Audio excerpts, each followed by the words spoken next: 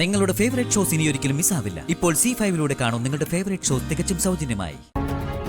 അതെ, ഒരുപാട് നേരം ഒന്നും എടുക്കാൻ പറ്റില്ല. എനിക്ക് പെട്ടെന്ന് പോണം. ശരി.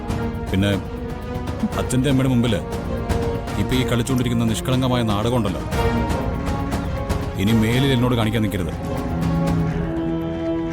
നമുക്കിടയിലുള്ള ദൂരം നമുക്കേ അറിയൂ, അവർക്കറിയില്ല. കൂടുതൽ നല്ലവള് ചമയാൻ ശ്രമിച്ചാൽ എനിക്ക് എൻ്റെ വഴി നോക്കേണ്ടി വരും. അത് രണ്ട് കുടുംബങ്ങളെ ബാധിച്ചാലും അതൊന്നും ഞാൻ കാര്യമാക്കില്ല.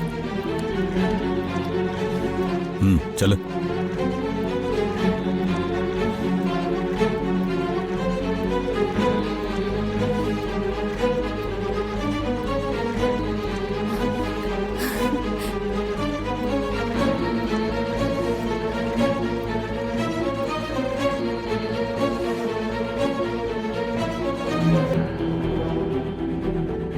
ഇതെന്താ മോളെ, ഒരു മുന്നറിയിപ്പില്ലാതെ? ഭഗവാനെ കാണാൻ വരാൻ എന്തിനാ മുന്നറിയിപ്പ്? വരുണിന്റെ പിറന്നാളാ അച്ഛാ.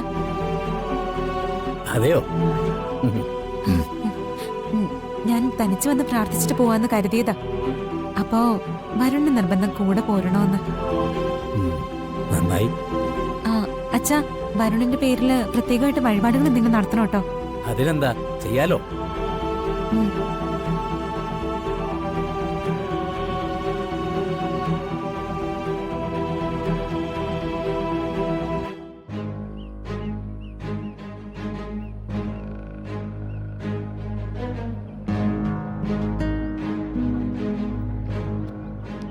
വരുൺ അച്ഛനുമായിട്ട് സംസാരിക്കേ, ഞാനിപ്പോ വരാം. അച്ഛാ, ഈ ക്ഷേത്രത്തിൽ ഒരു സർപ്പക്കാവുണ്ടല്ലോ. ഉണ്ടല്ലോ, കുറച്ച് അപ്പുറത്താ. ഞാൻ പലതവണ വന്നിട്ടുണ്ടെങ്കിലും ഇതുവരെ അവിടെ പോയിട്ടില്ല.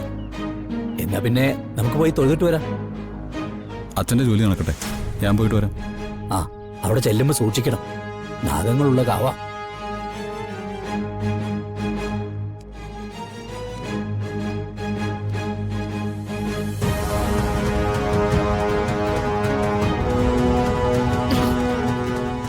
ചേച്ചി, ഒന്നിച്ച വരുന്ന നീ എന്താ പറയാതിരുന്ന?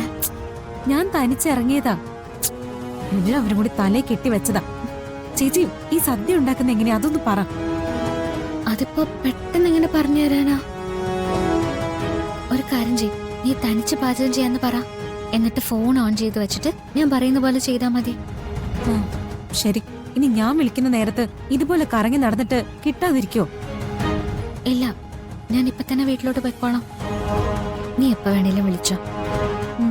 ശരി, എങ്കി പിന്നെ പെട്ടെന്ന് പോയിക്കോ. അതെ, വരുൺ ചേച്ചിയെ കാണാൻ നോക്കണം, മനസ്സിലായോ? മുത്തശ്ശി കാര്യങ്ങളൊക്കെ വ്യക്തമായിട്ട് പറഞ്ഞു തന്നിട്ടുണ്ടല്ലോ.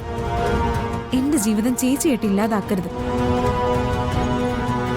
നീ പേടിക്കണ്ട, ഞാൻ കാരണം നിനക്കൊരു ബുദ്ധിമുട്ടുണ്ടാവില്ല.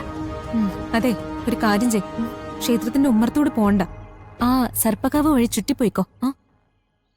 ശരി, എന്നാ ചെല്ല്.